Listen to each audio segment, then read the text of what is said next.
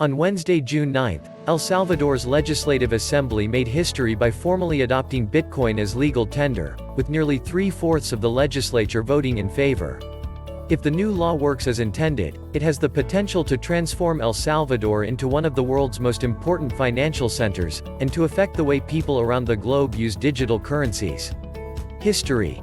Exclaimed Salvadoran President Nayib Bukele on Twitter, after the vote took place, around 2 a.m. Eastern Time on June 9. And, indeed, the bill is historic on a number of fronts. According to the legislative text, under the new law, every economic agent must accept Bitcoin as payment when offered to him by whoever acquires a good or service, a straightforward definition of what it means to be a legal currency. Tax contributions can be paid in Bitcoin, along with all other legal obligations, and exchanges in Bitcoin will not be subject to capital gains tax, just like any legal tender.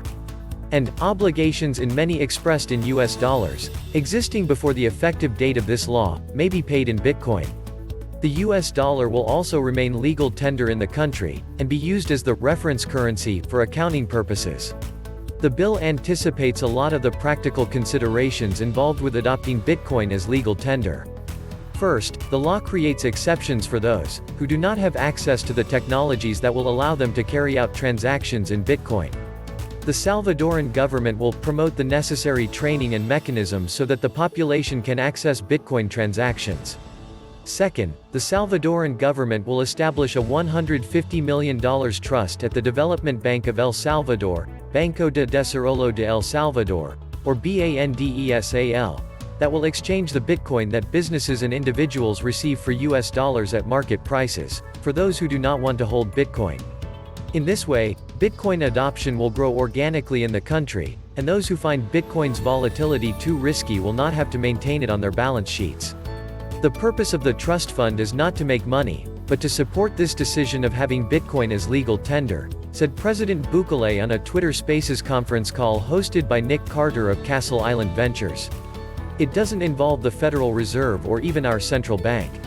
Third, while Salvadorans will be free to use any compatible wallet to interact with the new Bitcoin-based monetary system, they will have the option of using an official, government-sanctioned smartphone wallet engineered by Jack Mallers' Strike.